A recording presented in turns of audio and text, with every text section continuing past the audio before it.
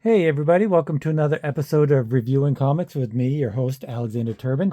This week we're going to be reviewing Spite, issue number 1 by Neil Devlin, indie comic that he created on his own, and also printed by me. This is actually a makeup copy, markup copy. I don't know how you say it, but it's a copy that was one of the first few printings because when I print my comics, I print them on not as good paper before I finalize everything and make sure everything's good and dandy before I use the glossy cover and all that stuff. But before we get into that review, I want to show you some of my own artwork. This is Random Access. It's a 12-page, full-size, full-color comic that I produce every month for my Patreons. You can get it for $3 at patreon.com/Alexander Turbin, and you also get a sticker. You can also check these out on alexanderturbin.com. That's my website, and I've actually uploaded a bunch of these that I haven't done in the last few months. So there's some more comics on there for you. Or you can just reach out to me at alexturbin04401 at Instagram. Yep, that's all my stuff. And because there's also Mutandis and stuff on my website. And this is brand new on there, a soft cover trade paperback of Mutandis, all of the 90s stuff. So let's get into Spite. So it's an anthology. It has 3 different stories, and they're all done by Neil, and they're all great. This isn't going to be a review per se because I'm kind of biased, being a friend of his and all. But I'm going to do my best to kind of go through and tell you what I think and what I really like about it. And the only thing that I really don't like, I can't say that I really don't like about it. It is what it is. It's an anthology, and anthologies are great because you can, get a snippet of a story and see what you like and see what you don't like. But that has a drawback because if you really like something, then you only get a snippet of it, and then you have to wait, a kind of a long time to see the next storyline or see how it continues and stuff like that. So, I mean, it's an anthology. We all love anthologies. I'm in a bunch of anthologies, but they do have drawbacks, and that is probably the only real drawback is that you see something that you really like, and I mean, you just get a taste of it. And, unless it's, a really big book and there's, 20 pages of each story, and I don't know of any anthologies that are like that. But like I said, this is Spite, and it starts out.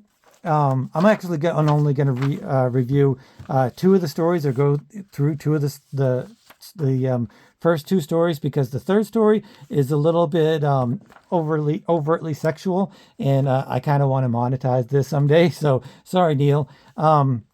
But it's got a great intro letter by Neil, and it's the reason that it's named Spite is because this comic is made in spite of all of his emotional and mental challenges that he's had over his lifetime, and it's a very heartwarming and heartfelt opening intro, way better than like the Silver Fox intros where they're talking about how artists are late in their stuff, or distributors are screwing them over, or just excuse me, any other kind of complaint.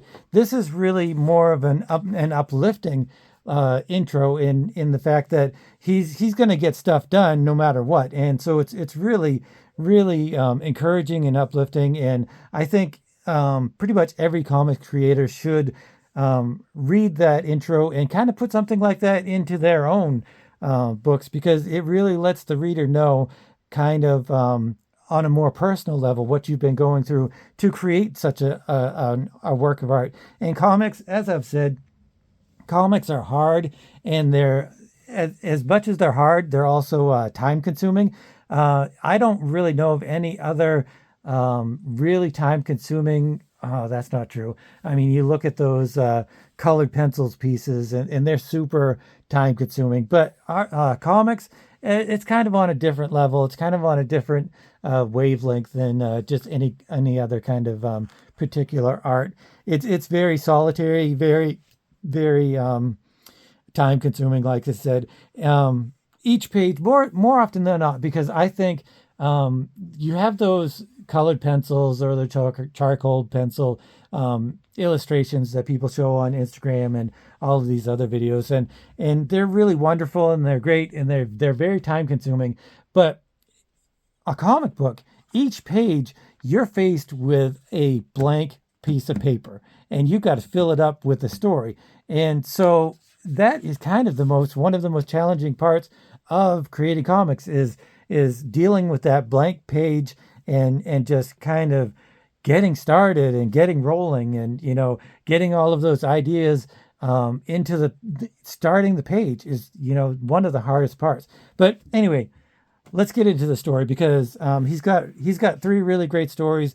But like I said, I'm going to only do two because the third one is overtly sexual. I'm going to do a video where I won't monetize it at all, or it'll just be adults or whatever. And I'll fit all of that kind of stuff in for you guys. Hint, hint, Mike.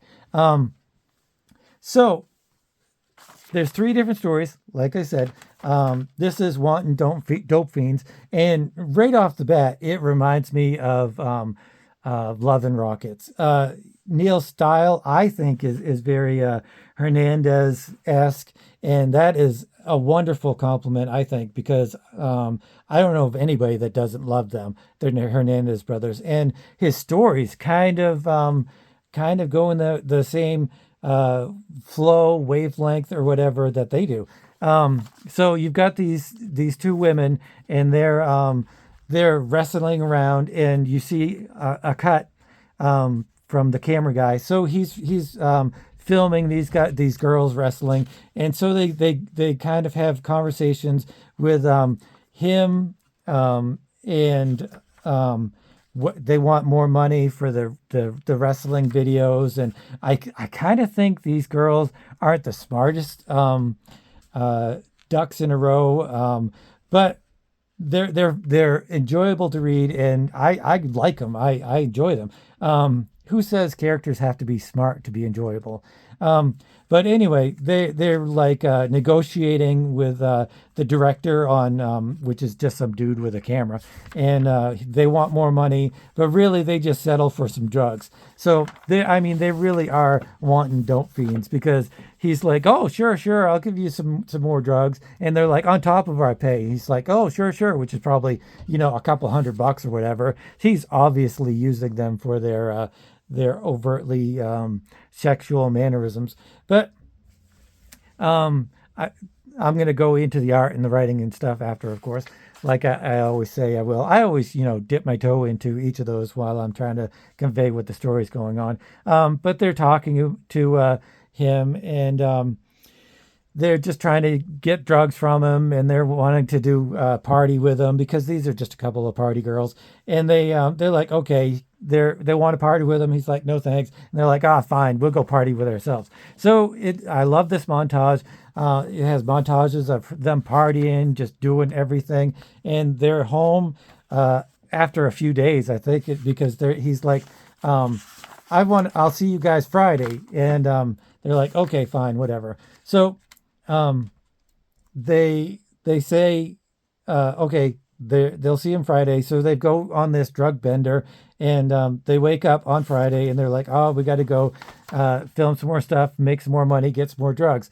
So they go back to his apartment after, actually they have these little things between them, kind of weird conversations and stuff about farting on each other and stuff. It's very humorous and also quirky, and it's just enjoyable, and it adds to their characterizations. But they get Hap is his name, the drug dealer / video guy, and they go to his apartment, and somebody's running away, and they're like, hey, we're the only ones that are able to come to Hap's apartment. And then they come into the door, and they see he's all bloody and has been killed. Well, we think he's been killed. Maybe he hasn't been killed. We'll have to see in the next issue. So that is one of my complaints, I guess, is, like I said, it's an anthology, and I want more dope fiends. That's my favorite story of the three, and I just would love to see a whole book of that. So then we have the next story. Maybe in the next iterations, he might want to have a whole page separating the stories. I don't know. That's just something to think about. So I really love this one. I love it too. I don't love it as much as the first one, but this has some things that I think transcend the whole medium of comics into a higher realm, and which is what I've said about some of the previous comics that I've talked about, how they may try to do that, but they don't succeed. But this story really does. It brings the comics medium to the highest level that you can have. Here you've got this fight scene, this medieval fight scene with these girls and guys, and she's like, "Keep up the fight. The Sisterhood of Steel shall not die today." And then it's you get a close up of her talking, and it just kind of gradiates, changes, and there's this nerdy looking guy in front of the. It turns into a poster. It turns into it switches gears. It switches locations. It switches really what you're looking at. And there's this girl in front of the poster. I mean, you don't really realize it's a poster yet, but as it pans in, or out rather, you just realize that what you were watching was either a movie or a TV show or a comic book or something like that. And it just pans away, and you're at some sort of convention. I think this is supposed to be a comic book. And she's the creator. And so here's another comic book creator, and and he's having this conversation with this woman, the creator of the book, and they're just very very much stumbling through a conversation, not in a bad way from the writing, but in a realistic relationship kind of way. How you kind of talk to somebody who you've had a relationship with, and you just really you want to connect with them on a level, and you just don't really know how to. And this is so perfectly set up. Especially the way that it transitions from the actual events or the fictional events in the comic book or whatever to the actual events in this relationship that is kind of going on. So these two people, they just meander through this conversation of, this is overtly or not overtly, it's hinting that they've either had a relationship before or they kind of want to have a relationship. I think one of them is thinking about cheating. Vin is, I don't know if that is his partner, his girlfriend, boyfriend, but he hints at them getting together. He says that he's in a certain room, and he's like, "Are you going to be there or whatever?" And he says, "Are you happy?" And she says, "I'm not." She's in a relationship. I don't know. There's a lot of questions that I really am hoping for answers. And so it just kind of, this is what I'm talking about, raising the bar on comics. And this whole just a holding hands or a hand touch and then pulling away. And it's just amazing. Neil, you've done a fantastic job on this, these two first stories. I can't get into the third one. Like I said, it's overtly sexual, but I will at some other time. But this is good too. But going into the art and the writing, the art, like I said, reminds me of Jamie and Gilbert Hernandez, and it's just wonderful. It's wonderfully clean and neat. I love his brushstrokes. He's got some big, bold brushstrokes, but they're not messy, and they're not. Everything seems like it's very intent.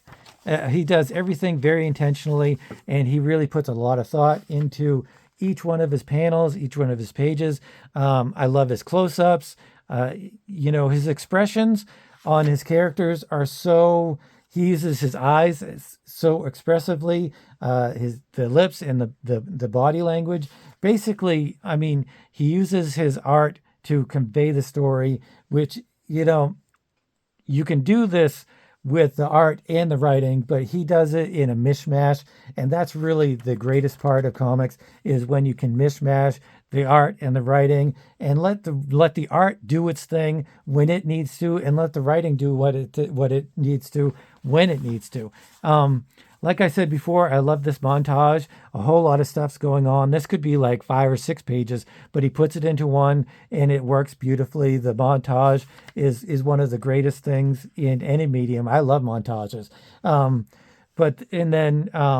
But it's so fantastic because it just tells exactly what you need to know in just a few lines. That's one of the great things. I was once told at Kubert's, a good comic artist can tell you a lot of what's going on with a lot of different lines, but a great comic artist can tell you what's going on with very few lines. And this is one of the great things about Neil's art, is that he tells you what's going on with so very few lines when it's appropriate, and then he adds a lot of lines when it's appropriate here too. Like the next one, you've got a montage with not a lot told in the writing. It's all in the art. And then the next page is like crammed in lots of writing. It's not really detailed writing, but you know what's going on. But the art complements the writing. You know it's the next, or a couple days later. They're hungover. They're drugged out. You know what's going on. It's just fantastic. Yeah. So like I said, even the quirky little. It's great because he adds the quirky little things. He adds character to his characters, and without a lot of. It's almost like the X-Men, where he's just delving into the characterization and kind of putting the story or the plot to the side for a few pages, just to kind of delve into who they are and what their characters are like. And but I don't think they're dumb. These characters, I think they're just a little a ditzy maybe. As I said in the so it's a great cliffhanger. I love it. So I mean I went into how much I love the next pages. It seems like I love this story, or like this story, a lot better than this one. But I think I like the characters. It's a little more in depth as to what's going on. This has more questions. I think this might be better written. This might be better drawn. I think this might be better written as a, not plot wise, but as a, just the, knowing what the characters are saying, and scripting. I think it's better scripting, whereas the other one's a little bit better plotting. But they're both fantastic. So yeah, this is just great, and I don't know exactly where you can get his comic. So yeah, here it is. Spite by Neil Devlin. And he said he wants to hear from you at lastbosscomics@gmail.com. I encourage everybody to get a copy of this, because it's a beautiful book, and I can't gush over it enough. And I'm waiting for more issues of Spite. I hope what he does is collect these into their own comics. That would be really fantastic. I would like to get a whole issue of Dope Fiends and really know kind of what's going on. The cliffhangers are just driving me crazy. But anyway, Spite by Neil Devlin. Check it out. Last Boss Comics at Instagram. And I give it a 10. It's fantastic. I love it. And like I said, I printed this myself. And if anybody has the comics that they want printed, let me know. I specialize in small print runs. And this is regular comic book size. It's not many. So, yeah, I give it a 10. If you guys like this kind of content, and you'd like to see more stuff, and you probably have already checked out my other videos, but if not, you can check those out. Please consider subscribing, hitting the notification bell, and also giving this a thumbs up, or a like, or whatever. And I will see you guys next time. And read more comics. No, I can't say that. Oh my God, I almost just stole somebody else's Goodbye. Read more 90s comics. I'm going to work on it. I'm going to work on a sayonara type thing. Give me your suggestions in the comments if you would. So anyway, thanks for watching, and I will see you guys next time.